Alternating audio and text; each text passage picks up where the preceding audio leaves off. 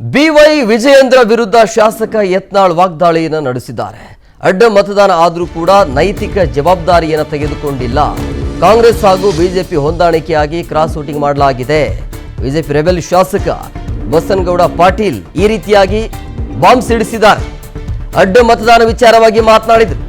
ನೈತಿಕ ಜವಾಬ್ದಾರಿ ತೆಗೆದುಕೊಂಡಿಲ್ಲ ಅಂತೇಳಿ, ಅಡ್ಡ ಮತದಾನ ಆದರೂ ಕೂಡ ನೈತಿಕ ಜವಾಬ್ದಾರಿ ಇಲ್ಲ ಇವರಿಗೆ ಅಂತ.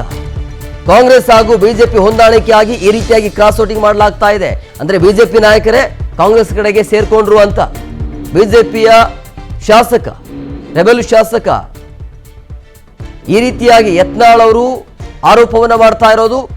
ವಿಜೇಂದ್ರ ಅವರ ವಿರುದ್ಧ ಆಕ್ರೋಶವನ್ನ ಹೊರಹಾಕ್ತಿದ್ದಾರೆ.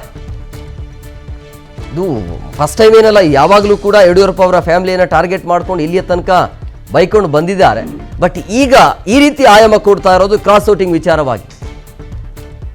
ಅಂದ್ರೆ ಹೊಂದಾಣಿಕೆ ಮಾಡ್ಕೊಂಡು ಕ್ರಾಸ್ ವೋಟಿಂಗ್ ಆಗಿದೆ ಅಂತ ಬೇಕಂತಲೇ ಬಿಜೆಪಿ ನಾಯಕರನ್ನ ವಿಜೇಂದ್ರ ಅವರೇ ಇದನ್ನ ಮಾಡಿಸಿದ್ದಾರೆ ಅನ್ನೋ ರೀತಿಯಲ್ಲಿ ಅವರು ಮಾತನಾಡಿರೋದು.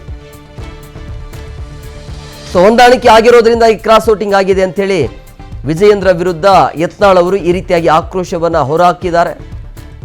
ಬಿಜೆಪಿ ಹೇಳ್ತಾ ಇರೋದು, ಹೈಕಮಾಂಡ್ ಹೇಳ್ತಾ ಇರೋದು, ಯಾರೆಲ್ಲ ಕ್ರಾಸ್ ವೋಟಿಂಗ್ ಮಾಡಿದ್ದಾರೆ ಅವರು ನಮಗೆ ಗೊತ್ತಿದೆ ಅನ್ನೋ ರೀತಿಯಲ್ಲಿ. ಆದರೆ ಗೊತ್ತಿದ್ರೂ ಕೂಡ ಅವರ ವಿರುದ್ಧ ಕ್ರಮ ತೆಗೆದುಕೊಳ್ಳೋಕೆ ಮುಂದಾಗ್ತಾ ಇಲ್ಲ ಬಿಜೆಪಿಯ ನಾಯಕರು, ಹೈಕಮಾಂಡ್.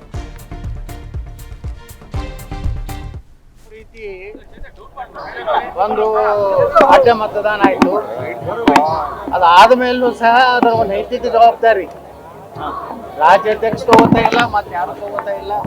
ಇದೆಲ್ಲ ಬಿಡದಿನಲ್ಲಿ ಸರ್ವೆಗೆ ಹೋದಂತ ಅಧಿಕಾರಿಗಳ ಕಾರನ್ನ ತಡೆದು ರೀತಿ ಒಂದು ಅಡ್ಡ ಮತದಾನ ಆಯ್ತು, ಅದಾದ ಮೇಲೂ ಸಹ ಅದರ ಒಂದು ನೈತಿಕ ಜವಾಬ್ದಾರಿ ರಾಜ್ಯಾಧ್ಯಕ್ಷ ತಗೋತಾ ಇಲ್ಲ, ಮತ್ತೆ ಯಾರು ತಗೋತಾ ಇಲ್ಲ.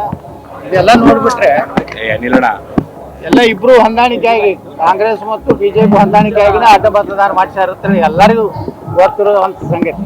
ಯಾವ ರೀತಿ ಒಂದು ಅಡ್ಡ ಮತದಾನ ಆಯ್ತು, ಅದಾದ ಮೇಲೂ ಸಹ ಅದರ ಒಂದು ನೈತಿಕ ಜವಾಬ್ದಾರಿ ರಾಜ್ಯಾಧ್ಯಕ್ಷ ತಗೋತಾ ಇಲ್ಲ, ಮತ್ತೆ ಯಾರು ತಗೋತಾ ಇಲ್ಲ.